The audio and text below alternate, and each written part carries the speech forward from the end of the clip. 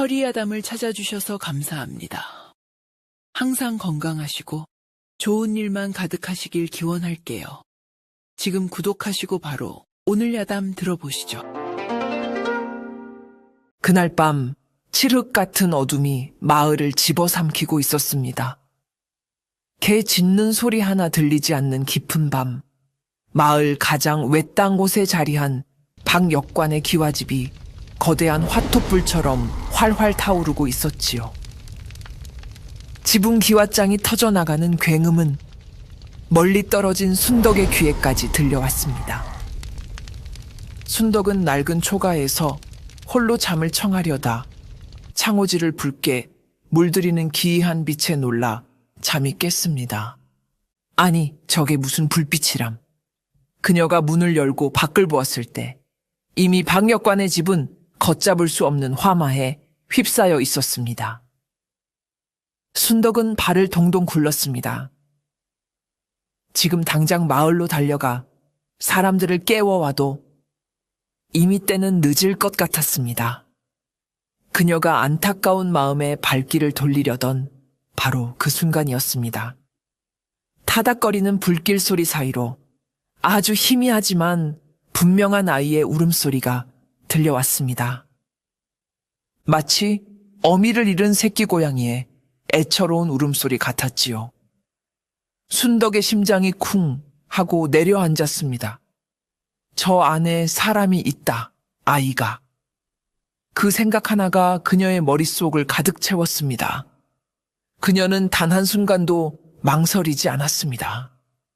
치맛자락을 걷어붙이고 우물가로 달려가 물동이의 물을 머리부터 발끝까지 뒤집었었습니다. 그리고는 지옥의 아가리처럼 입을 벌리고 있는 불타는 집을 향해 망설임 없이 뛰어들었습니다. 뜨거운 열기가 그녀의 살을 태울 듯 덮쳐왔고 매캐한 연기가 눈과 코를 찔러 숨을 쉴 수 없었습니다. 콜록, 콜록, 아가, 어디 있느냐? 순덕은 눈물 콧물을 쏟아내며 울음소리가 들려오는 안채를 향해 필사적으로 나아갔습니다. 마당에는 이미 박역관 내외로 보이는 이들이 피를 흘리며 쓰러져 있었습니다. 단순한 화재가 아님을 직감했지만 그녀는 그것을 살필 겨를이 없었습니다. 울음소리를 따라 다다른 곳은 안방 뒤편의 작은 벽장이었습니다. 순덕이 덜컹거리는 문을 부서져라 뜯어내자 그 안에는 겁에 질려 서로를 부둥켜 안고 있는 3명의 어린아이가 있었습니다. 사내아이 둘과 포대기에 쌓여 울고 있는 여자아이. 얘들아, 정신 차리거라. 어서 나를 따라오너라. 순덕은 재빨리 여자아이를 업고 사내아이들의 손을 각각 붙잡았습니다. 바로 그때 우지끈 하는 소리와 함께 대들보가 불길에 휩싸인 채 무너져 내리기 시작했습니다. 피해라. 순덕은 본능적으로 아이들을 자신의 품 안으로 끌어안고 바닥에 엎드렸습니다. 순간 그녀의 등 뒤로 지옥의 열기가 덮쳐왔습니다. 시뻘건 불길이 그녀의 두 눈을 정면으로 덮치는 듯한 끔찍한 고통과 함께 그녀의 의식은 깊은 어둠 속으로 가라앉았습니다. 그녀가 마지막으로 본 것은 품 안에서 헐떡이는 새 아이의 겁에 질린 얼굴이었습니다. 그날 밤 순덕은 잿더미 속에서 새 아이의 목숨을 훔쳤고 세상은 그 대가로 그녀의 두 눈에서 빛을 훔쳐갔습니다. 순덕이 다시 눈을 떴을 때 세상은 영원한 어둠에 잠겨 있었습니다. 그녀는 모든 것을 잃었습니다. 두 눈의 빛과 평생 모아온 얼마 안 되는 살림살이까지. 그날의 화제는 단순 실화로 종결되었고 박역관 부부는 목숨을 잃었으며 그들의 막대한 재산은 감쪽같이 사라졌다는 흉흉한 소문만 남았지요. 순덕의 곁에 남은 것은 오직 그녀가 목숨을 걸고 구해낸 새 아이뿐이었습니다. 갈 곳도 의지할 곳도 없는 아이들을 보며 순덕은 차마 외면할 수 없었습니다. 이제부터 내가 너희들의 어미다.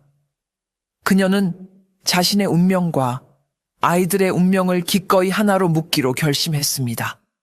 세월은 흐르는 물과 같았습니다. 20년이라는 긴 시간이 흘렀지요. 순덕은 앞을 보지 못하는 불편한 몸으로 억척스럽게 삭바느질과 밭일을 하며 새 아이를 길러냈습니다. 아이들은 그런 순덕을 어머니라 부르며 친어머니 이상으로 따랐습니다. 비록 피는 섞이지 않았지만 그들은 세상에서 가장 끈끈한 정으로 맺어진 가족이었습니다.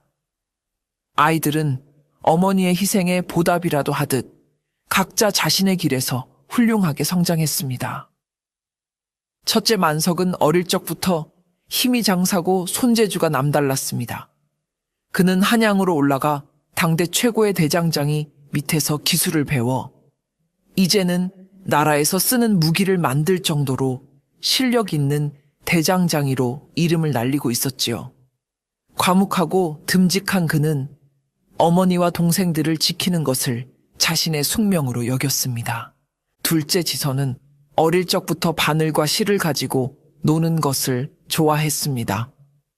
그녀의 손끝에서 피어나는 수는 마치 살아 움직이는 듯 정교하고 아름다웠지요.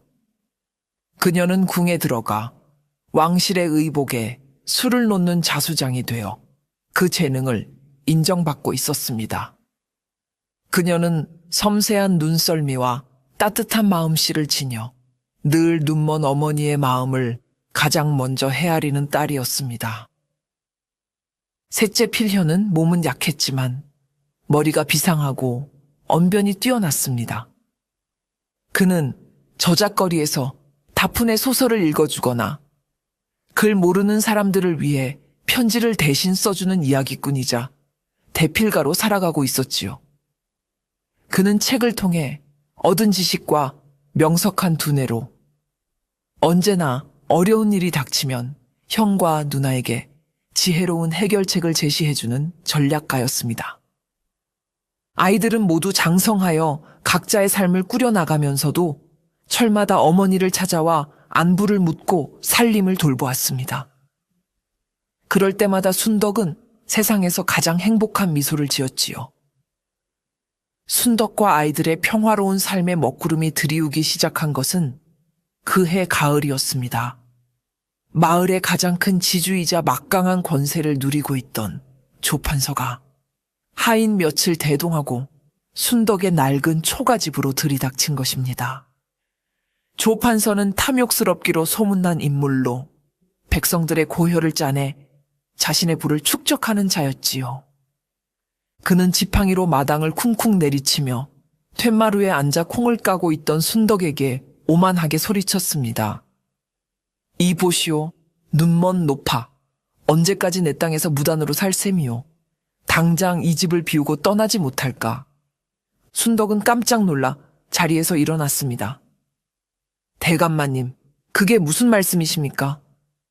이 집과 밭은 제가 평생을 일궈온 제 땅입니다. 어찌 대감마님의 땅이라 하십니까? 조판서는 코웃음을 쳤습니다. 허허, 이 노파가 아직도 정신을 못 차렸군. 이 마을의 땅은 전부 나의 소유다. 내년이 가진 땅 문서라도 있느냔 말이다. 증명할 것이 없다면 당장 짐을 싸서 나가거라. 열흘의 말미를 줄 터이니 그 후에도 버티고 있으면 관아의 힘을 빌려 너를 내쫓을 것이다. 말도 안 되는 억지였습니다. 그 집과 밭은 분명 순덕이 젊은 시절부터 피땀 흘려 일군 그녀의 땅이었습니다. 하지만 조판서의 말대로 그녀에게는 그것을 증명할 땅 문서가 없었습니다. 게다가 그녀는 앞을 보지 못하는 맹인이었습니다. 권세가인 조판서에 맞서 자신의 권리를 주장할 힘도 방법도 없었습니다. 이 맹인 노파가 감히 내 땅을 무단으로 점거해.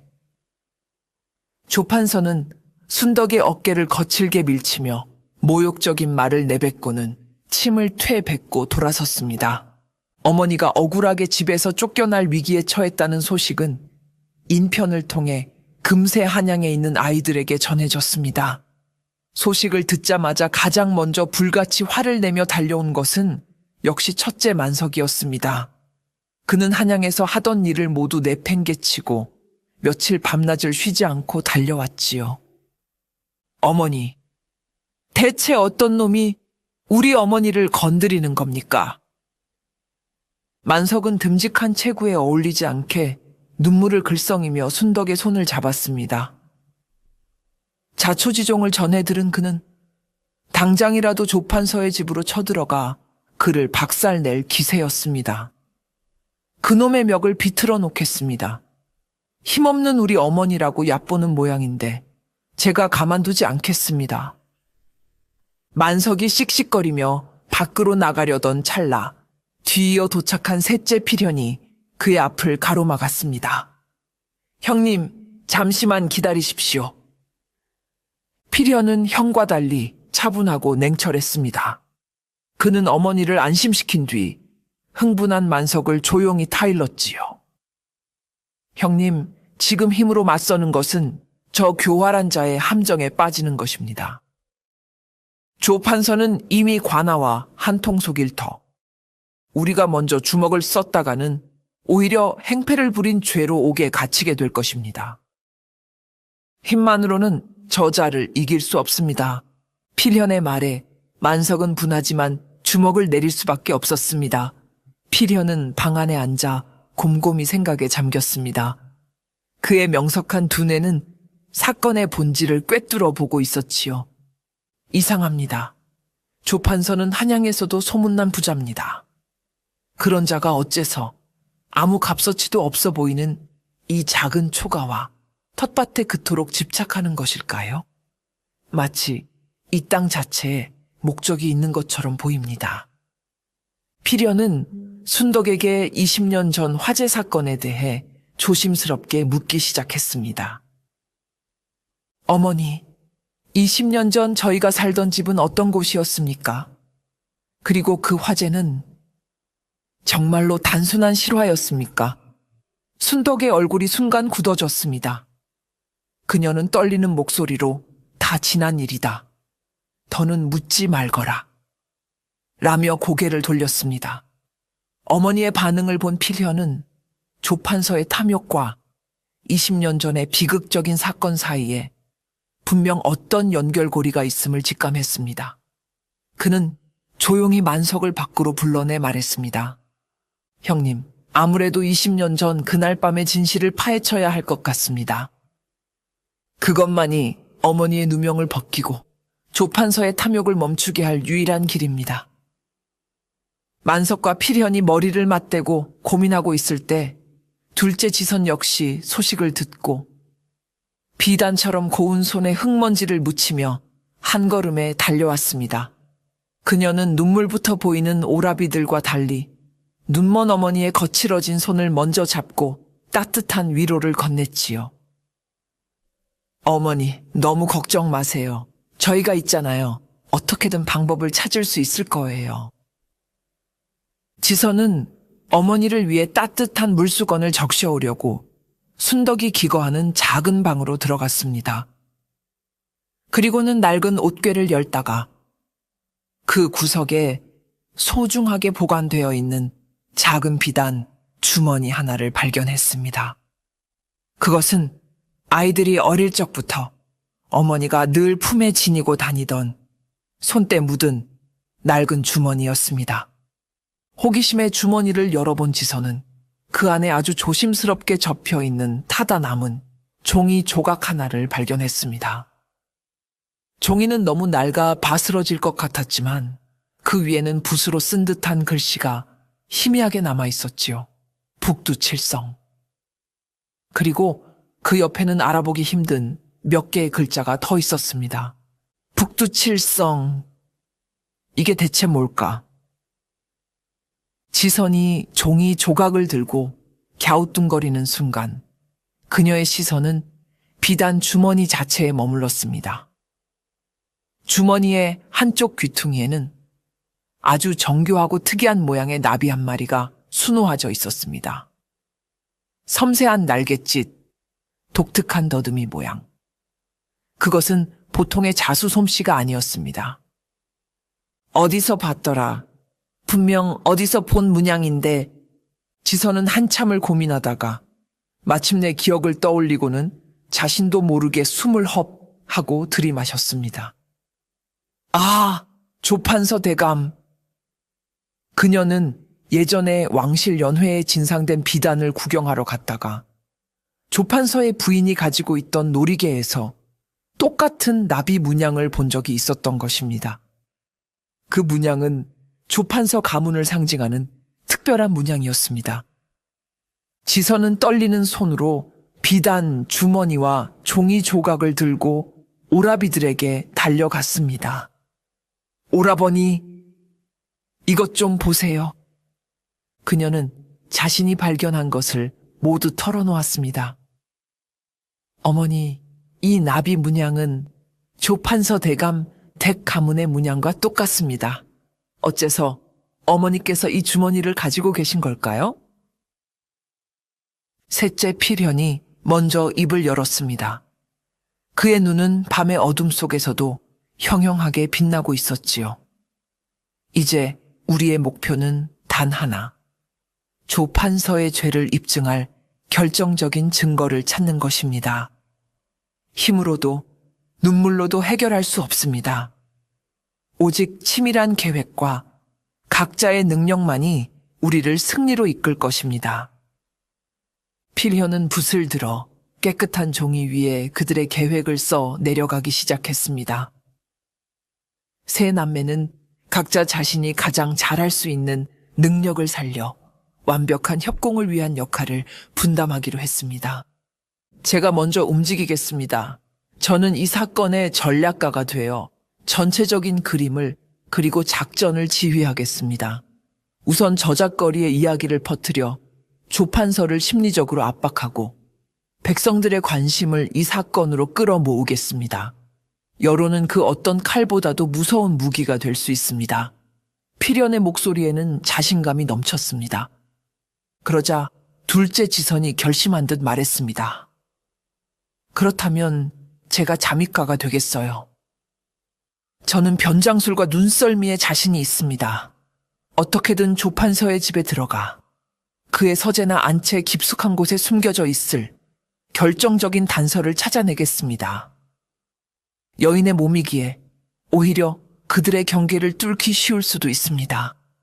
그녀의 섬세함 뒤에는 강단 있는 용기가 숨어 있었지요. 마지막으로 묵묵히 듣고 있던 첫째 만석이 주먹을 꽉 쥐며 말했습니다. 좋다. 너희가 판을 짜고 길을 열면 마지막 해결은 내가 하마. 나는 해결사다. 필연이 네가 전략을 세우고 지선이 네가 단서를 가져오면 나는 그것을 바탕으로 물리적인 증거를 확보하거나 필요하다면 저들의 허를 찌를 가짜 증거를 만들어내겠다. 내 망치질이 쇠만 두드리는 것이 아니라 진실을 밝히는데도 쓰일 수 있다는 것을 보여주마. 그렇게 세 남매의 역할 분담이 끝났습니다. 이야기로 바람을 일으키는 전략가 필현, 적의 심장부로 스며드는 잠입가 지선, 그리고 결정적인 순간에 망치를 휘두를 해결사 만석. 다음 날부터 한양 저작거리에는 기이하고 슬픈 이야기가 하나 떠돌기 시작했습니다. 그 이야기의 시작은 언제나처럼 닷푼의 소설을 읽어주던 이야기꾼 필현의 입에서부터였지요. 그는 평소처럼 영웅담이나 연애담을 읽어주는 대신 아주 애처로운 목소리로 새로운 이야기를 풀어놓았습니다. 자자, 오늘은 제가 여러분께 아주 오래전 이 땅에서 있었던 슬픈 이야기 하나를 들려드리겠습니다. 때는 바야흐로 20년 전 이 마을에 아주 부유하고 마음씨 좋은 역관나리가 살고 있었답니다. 그런데 어느 캄캄한 밤 역관나리의 집에 큰 불이 나 나리 내외는 그만 목숨을 잃고 말았지요. 그런데 이상한 것은 말입니다. 그 많던 재산이 하룻밤 사이에 연기처럼 사라져 버렸다는 겁니다. 사람들은 말했지요. 역관나리의 억울한 원혼이 자신의 재산을 훔쳐간 도둑을 찾아 밤마다 구천을 떠돌고 있다고 말입니다. 듣는 이들은 누구나 그 이야기가 20년 전 박 역관댁의 비극적인 사건을 가리키는 것임을 알 수 있었습니다. 필현의 뛰어난 언변과 애절한 목소리는 사람들의 마음을 사로잡았습니다. 이야기는 삽시간에 저작거리 안악들의 입을 통해 주막 술꾼들의 입을 통해 온 마을로 퍼져나갔습니다. 들었나? 20년 전 그 사건, 단순한 불이 아니었다더군. 역관나리의 원혼이 밤마다 잃어버린 재물을 찾아 헤맨다지 뭔가. 소문은 걷잡을 수 없이 커져 마침내 조판서의 귀에까지 들어갔습니다. 조판서는 자신의 저택에 앉아 하인에게서 전해 들은 저잣거리의 이야기를 듣고 얼굴이 하얗게 질렸습니다. 어떻게 20년이나 지난 일을 누가... 그는 애써 태어난 척했지만 밤마다 악몽에 시달리기 시작했습니다. 꿈속에 피를 흘리는 역관이 나타나 내 재물을 돌려다오 라고 소리치는 통에 잠을 이룰 수가 없었지요. 또한 이 이야기는 마을 사람들의 뇌리에서 잊혀가던 20년 전의 비극을 다시 수면 위로 끌어올리는 역할을 했습니다. 사람들은 이제 순덕노파의 땅 문제와 20년 전의 미스터리한 사건을 연관지어 생각하기 시작했지요. 필연은 여기서 멈추지 않았습니다. 그는 며칠 뒤 이야기의 다음 편을 공개했습니다. 그 사라진 재산이 사실은 역관나리의 집터 어딘가에 아직도 숨겨져 있다더이다. 그 비밀을 아는 자, 천하를 얻을 만큼의 부를 얻게 될 것이나 원혼의 저주 또한 함께 받게 될 것이라 하더이다. 이 이야기는 조판서의 탐욕에 다시 한번 불을 지폈습니다. 그는 더욱 초조해하며 어떻게든 순덕을 내쫓고 그 땅을 파헤쳐 남은 재산을 찾아내야겠다고 개걸스럽게 다짐했지요. 필연이 던진 이야기는 쥐를 잡기 위해 노은 향기로운 떡밥과도 같았습니다. 이제 쥐가 덫을 향해 달려오기만을 기다리면 되는 것이었습니다. 필연이 저작거리에서 이야기로 바람을 잡는 동안 지선은 자신의 임무를 수행하기 위해 조용히 움직였습니다. 그녀의 계획은 대담하고 위험했습니다. 바로 호랑이 굴인 조판서의 집에 직접 들어가는 것이었지요. 지선은 먼저 자신의 신분을 감추기 위한 준비를 시작했습니다. 그녀는 궁에서 입던 화려한 비단옷을 벗고 누추한 무명옷으로 갈아입었습니다. 탐스러운 머리는 되는 대로 틀어 올리고 뽀얗던 얼굴에는 일부러 검댕을 묻혔지요. 그리고는 거울을 보며 입가에 작은 점 하나를 찍었습니다. 그러자 곱고 총명했던 자수장의 모습은 온데간데 없고 시골에서 갓상경한 어수룩하고 순박한 처녀의 모습만이 남아 있었습니다. 그녀는 조판서 댁의 안살림을 총괄하는 참모를 찾아갔습니다. 그리고는 미리 준비한 자신이 정성껏 수놓은 작은 손수건을 뇌물로 건네며 세상에서 가장 불쌍한 표정으로 말했습니다. 고향에서 몹쓸 병이 돌아 먹고 살 길이 막막하여 한양으로 올라왔습니다. 바느질 솜씨는 조금 있사오니 부딪힌 모일이든 허드레실이든 좋으니 이 댁에 머물며 일을 할 수 있도록 허락해 주십시오. 참모는 그녀의 뛰어난 수솜씨와 순박해 보이는 인상에 마음이 동했습니다. 마침 조판서의 부인이 새 비단옷의 수를 놓을 사람을 찾고 있던 터라 지선은 생각보다 쉽게 조판서의 집에 들어갈 수 있었습니다. 친모가 된 지선은 낮에는 조판서 부인의 옷에 술을 놓으며 신임을 얻었고 밤에는 쥐 죽은 듯 조용히 움직이며 집안의 구조와 사람들의 동태를 살폈습니다. 며칠간의 관찰 끝에 그녀는 한 가지 이상한 점을 발견했습니다. 조판서가 매일 밤 아무도 들이지 않는 자신의 서재에 홀로 들어가 아주 오랜 시간 머물다 나온다는 것이었습니다. 그리고 그 서재 주변은 유독 다른 곳보다 경계가 삼엄했지요. 저 서재에 무언가 있다. 지선은 직감했습니다. 지선이 조 판서의 집에서 기회를 엿보는 동안 만석은 필현의 지시를 받아 움직였습니다.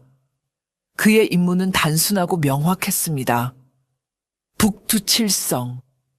지선이 발견한 종이 조각에 적혀있던 그 단서의 실체를 어머니의 텃밭에서 찾아내는 것이었지요.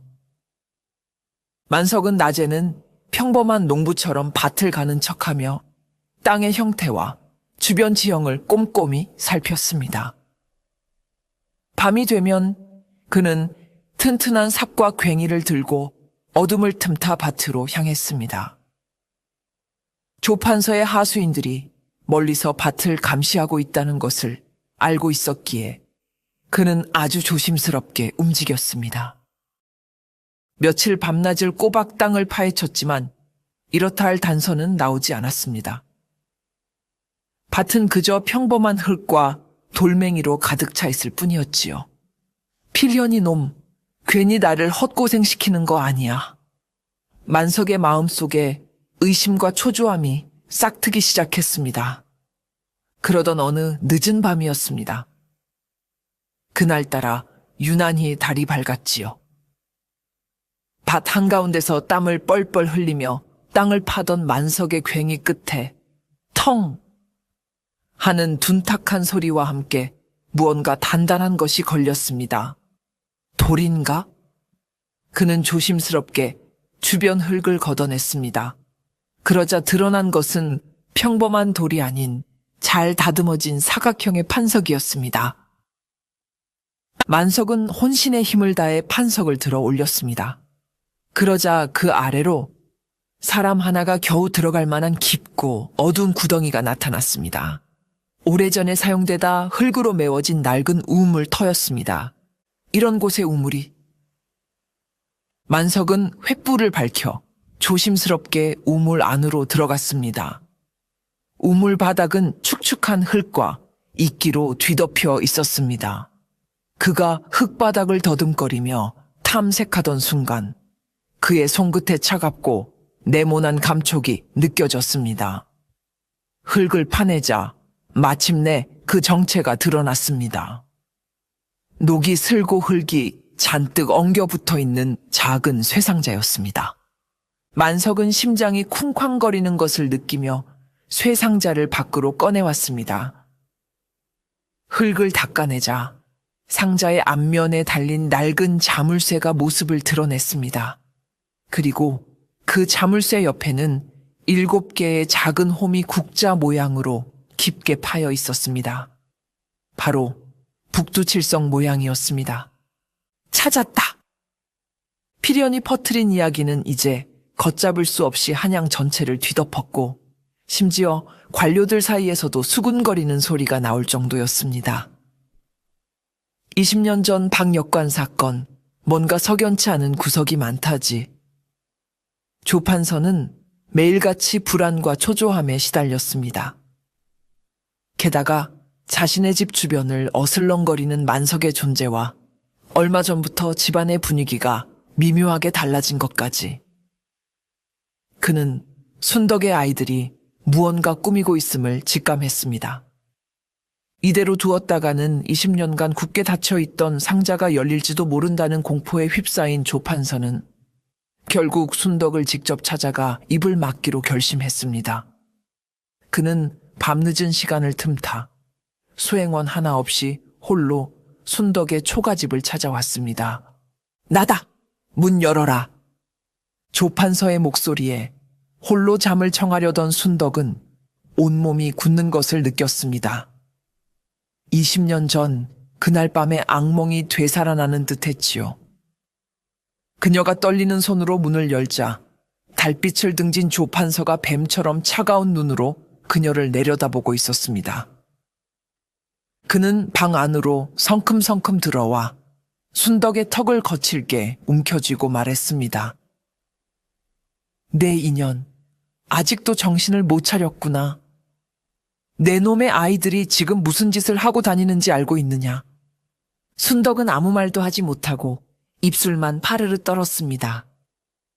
조판서는 더욱 목소리를 낮춰 귓가에 독사의 혀처럼 속삭였습니다. 저작거리에 떠도는 그 이야기, 내 아이들 짓이지. 그의 눈에는 잔인한 살기가 가득했습니다. 똑똑히 들어라. 만약 네 아이들이 여기서 더 날뛰거나 내년이 그날 밤의 일을 단 한마디라도 발설한다면 그땐 네 아이들의 목숨도 무사하지 못할 것이다. 불길 속에서 살아남은 목숨, 이번에는 내 손으로 직접 끊어주마. 알아들었느냐? 그의 협박은 순덕의 가장 약한 부분을 파고들었습니다.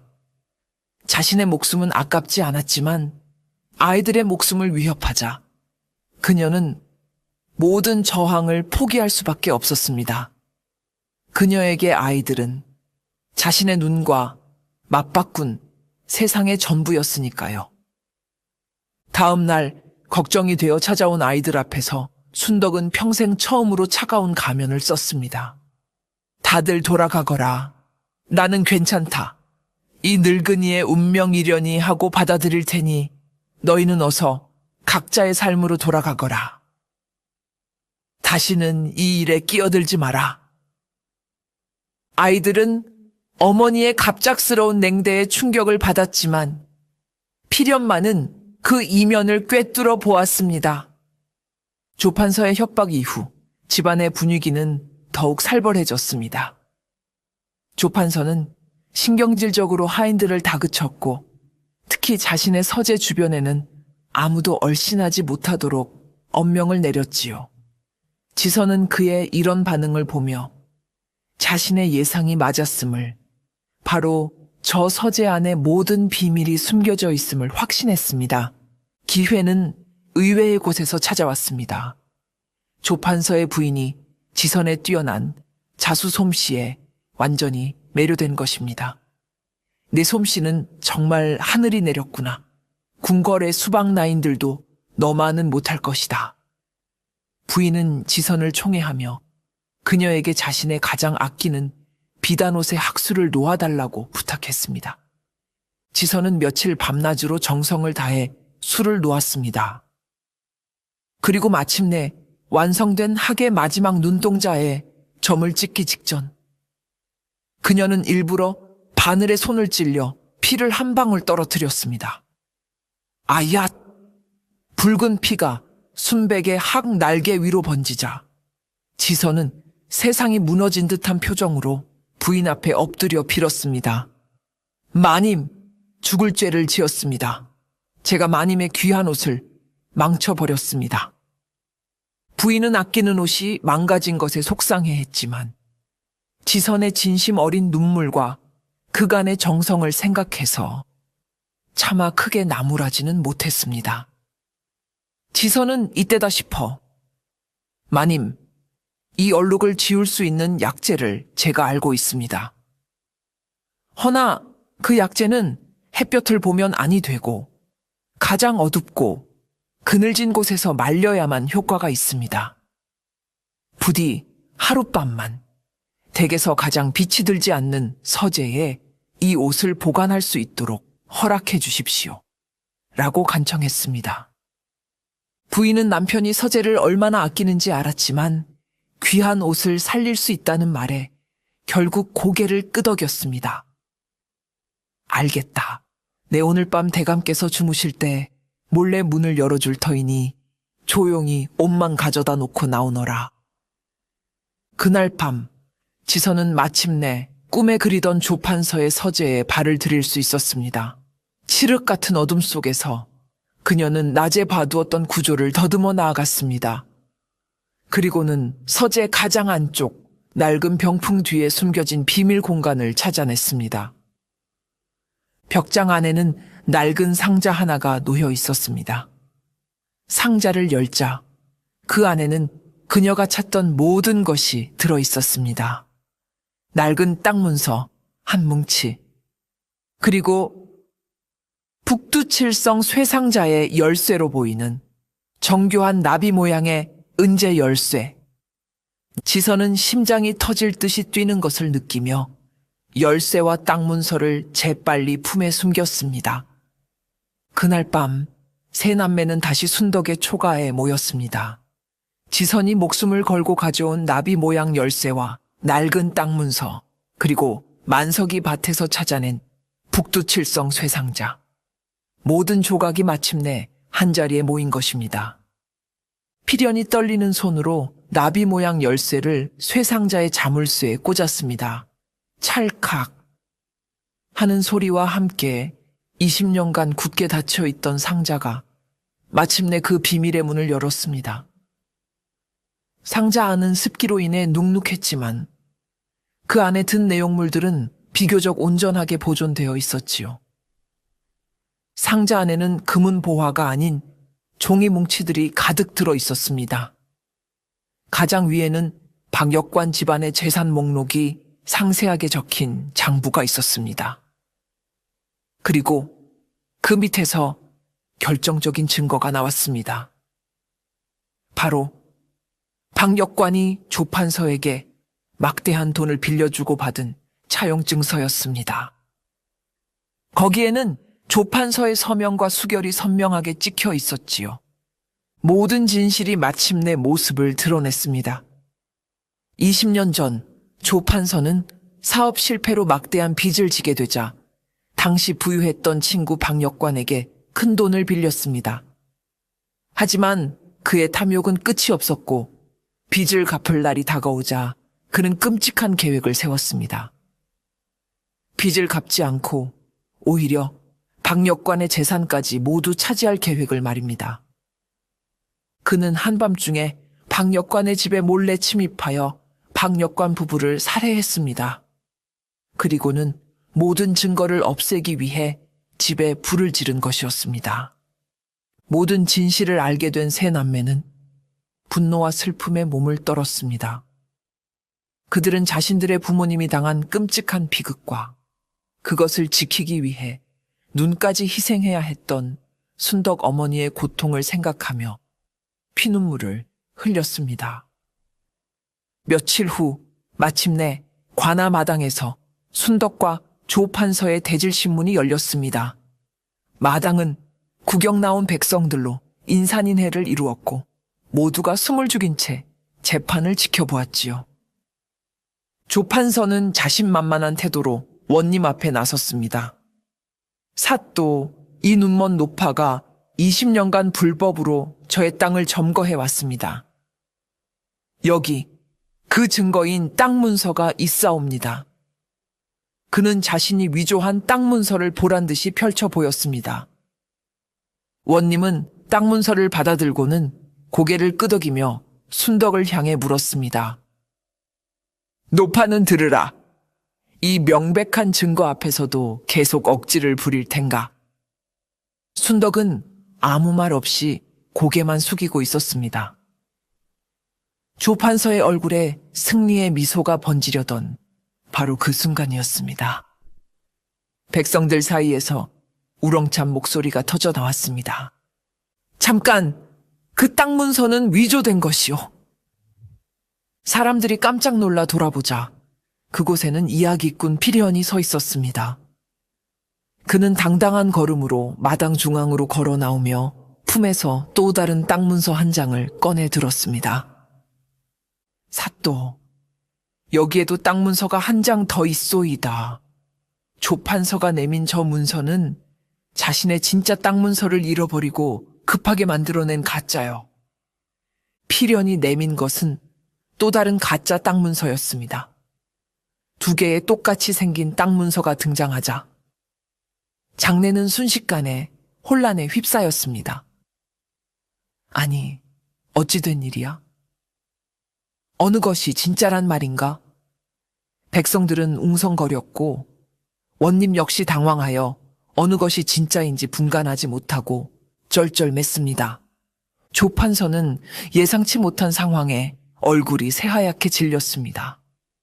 네 이놈, 네가 어찌하여 내 땅 문서를. 그는 자신도 모르게 필현이 내민 문서가 진짜일지도 모른다는 착각에 빠져 스스로 함정에 걸려들고 만 것입니다.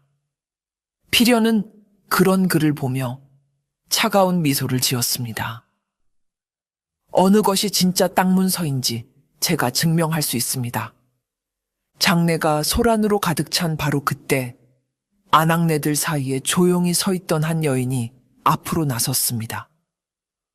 허름한 침모 복장을 하고 있었지만 그 목소리만은 또렷하고 맑았습니다. 바로 조 판서의 집에 잠입했던 지선이었습니다. 모든 사람의 시선이 그녀에게로 쏠렸습니다. 조 판서는 자신의 집에서 일하던 친모가 나타나자 불길한 예감에 얼굴이 더욱 굳어졌지요. 지선은 원님 앞에 공손히 예를 갖추고 말했습니다. 사또, 저는 얼마 전까지 조 판서 대감댁에서 친모로 일했던 사람입니다. 그러던 중 우연히 대감마님의 서재에서 아주 중요한 물건을 발견하게 되었습니다. 그녀는 품에서 작은 비단 주머니를 꺼내 그 안에서 반짝이는 은재 열쇠 하나를 꺼내 보였습니다. 정교한 나비 문양이 새겨진 바로 조 판서의 서재에서 훔쳐낸 그 열쇠였습니다. 이것은 조 판서 대감께서 서재 비밀 공간에 소중히 숨겨두셨던 열쇠입니다. 만약 저 두 개의 땅 문서 중 진짜 주인이 있다면 필시 이 열쇠의 정체 또한 알고 있을 것입니다. 조 판서 대감, 감히 여쭙건대 이 열쇠는 어디에 쓰는 물건입니까? 지선의 당돌한 질문에 조 판서는 말문이 막혔습니다. 그는 저 열쇠가 20년 전 사라진 쇠상자의 열쇠임을 알고 있었지만 그것을 안다고 말하는 순간 자신이 그 사건과 관련 있음을 자백하는 꼴이 되기 때문이었습니다. 그가 식은땀을 흘리며 우물쭈물하는 사이 지선은 모두를 향해 외쳤습니다. 이 열쇠가 진짜 주인을 가려줄 것입니다. 이 열쇠가 열 수 있는 상자를 가져온다면 그 사람이 바로 이 땅의 진짜 주인이 아니겠습니까? 지선의 말은 논리정연했고 설득력이 있었습니다.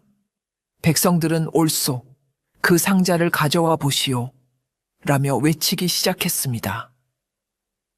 지선이 만들어 놓은 무대 위로 마침내 필연이 다시 나섰습니다. 그는 기다렸다는 듯이 백성들을 향해 우렁차게 외쳤습니다. 그 열쇠는 바로 20년 전 억울하게 돌아가신 박역관 날이 댁의 쇠상자 열쇠요. 그의 외침과 동시에 장정으로 변장하고 있던 만석이 백성들 사이를 뚫고 나와 묵직한 쇠상자를 관아마당 한가운데에 쿵 소리가 나게 내려놓았습니다.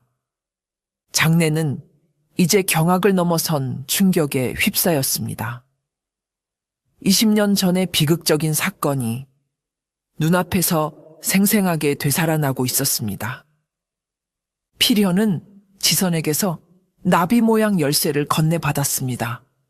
그리고는 모든 사람이 지켜보는 가운데 그 열쇠를 쇠상자의 자물쇠에 천천히 꽂아 넣었습니다. 찰칵 하는 맑은 소리와 함께 20년간 굳게 닫혀있던 자물쇠가 풀렸습니다. 열렸다. 열렸어. 백성들의 환호성이 터져 나왔습니다. 필연은 천천히 쇠상자의 뚜껑을 열었습니다. 그리고는 그 안에서 누렇게 변한 종이 뭉치 하나를 꺼내 높이 들어 보였습니다. 이것이 바로 진실이요. 그는 상자 안에서 나온 진짜 땅 문서와 함께 결정적인 증거인 차용증서를 꺼내 그 내용을 낭낭하게 읽어 내려가기 시작했습니다. 이천냥, 차용인 조 아무개는 조 판서가 박 역관에게 막대한 빚을 졌다는 사실이 만천하에 공개되는 순간이었습니다. 필연은 차용증서를 내려놓고 얼음처럼 차가운 눈으로 조 판서를 쏘아보며 마지막 결정타를 날렸습니다. 조 판서는 이 막대한 빚을 갚지 않기 위해 자신의 친구이자 은인이었던 박 역관 일가를 무참히 살해하고 집에 불을 지른 극악무도한 살인자요. 그리고 그 죄를 덮기 위해 20년간 이 마을의 백성들을 착취하고 이제는 목숨을 걸고 그 집의 아이들을 구해낸 눈먼 노파의 땅까지 빼앗으려 한 천벌을 받을 죄인이란 말이요. 이제 더 이상의 변명도 속임수도 통하지 않았습니다. 거짓말이다! 저것은 모두 조작된 것이다! 내가 죽였다는 증좌가 어디 있단 말이냐? 궁지에 몰린 조판서는 마치 실성한 사람처럼 발악하며 소리쳤습니다. 쇠상자와 차용증서라는 명백한 증거 앞에서도 그는 끝까지 자신의 죄를 인정하지 않았지요. 원님조차 이 엄청난 사건 앞에서 어찌할 바를 모르고 안절부절 못하고 있었습니다. 바로 그때였습니다. 지금까지 미동도 없이 앉아있던 순덕이 딸 지선의 부축을 받으며 천천히 자리에서 일어났습니다. 그녀는 비록 앞을 보지는 못했지만 정확히 조판서가 있는 방향을 향해 고개를 돌렸습니다. 그리고는 20년간 단 한 번도 꺼내지 않았던 그날 밤의 기억을 떨리는 목소리로 끄집어내기 시작했습니다. 그날 밤 저는 똑똑히 보았습니다. 사람들은 모두 숨을 죽이고 그녀의 목소리에 귀를 기울였습니다. 제가 불길 속으로 뛰어들어갔을 때 박 역관 나리는 이미 안채의 마당에 쓰러져 계셨습니다. 그리고 그분의 가슴에는 비수가 꽂혀 있었지요. 순덕의 목소리가 비통함에 젖어들었습니다. 그녀는 품에서 낡은 비단 주머니를 꺼내 높이 들어 보였습니다. 그리고 역관 나리께서는 마지막 순간까지 이 비단 주머니를 손에 꼭 쥐고 계셨습니다. 이 주머니는 그분을 찌른 자의 허리춤에서 떨어져 나온 것이었습니다. 모든 사람의 시선이 그 낡은 비단 주머니에 꽂혔습니다. 조판서 가문의 문양인 나비 자수가 선명했습니다. 순덕은 말을 이었습니다. 그녀의 목소리는 이제 추상 같은 위엄을 담고 있었지요. 그리고 저는 보았습니다. 불길 속에서 황급히 도망치던 자의 팔뚝을 말입니다. 역관 나리께서 마지막 힘을 다해 휘두른 벼루에 맞아 깊게 찢어진 상처가 있었지요. 조판서 대감, 지금 당신의 왼쪽 팔 소매를 걷어 보이시오. 만약 당신이 죄가 없다면 그 팔에는 아무런 흉터가 없어야 할 것입니다. 순덕의 마지막 외침은 천지를 뒤흔드는 벼락과도 같았습니다. 조판서의 얼굴이 귀신이라도 본 듯 새하얗게 질렸습니다. 그는 본능적으로 자신의 왼쪽 팔을 감싸쥐며 뒷걸음질 쳤습니다. 당장 저자의 소매를 걷어라. 포도대장의 호령에 포졸들이 달려들어 조판서의 소매를 거칠게 걷어 올렸습니다. 그러자 그의 팔뚝에 선명하게 남아있는 오래되고 흉측한 칼자국 같은 흉터가 모든 사람의 눈앞에 드러났습니다.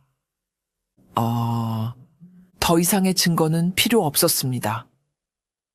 조판서는 그 자리에 풀썩 주저앉아 마침내 모든 것을 포기한 듯 고개를 떨구었습니다. 조판서의 죄악이 만천하에 드러나자 관아마당은 백성들의 분노와 환호성으로 가득 찼습니다. 저놈을 매우 쳐라. 순덕 할머니 만세. 조판서와 그와 결탁했던 부패한 관리들은 모두 그 자리에서 결박되어 국법에 따른 엄한 처벌을 받기 위해 의금부로 압송되었습니다. 수십 년간 마을을 억압했던 거대한 악의 축이 마침내 무너진 것입니다. 모든 소동이 끝나고 사람들이 흩어진 텅 빈 관아 마당. 세 남매는 그제야 어머니 순덕의 곁으로 다가왔습니다.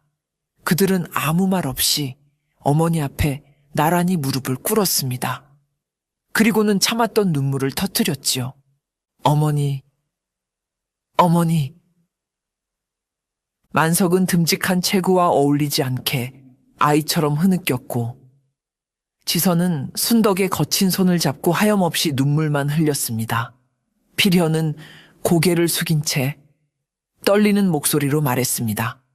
어머니, 저희를 구하기 위해 그 끔찍한 일을 20년간이나 홀로 가슴에 묻고 사셨군요. 그뿐만이 아니었지요.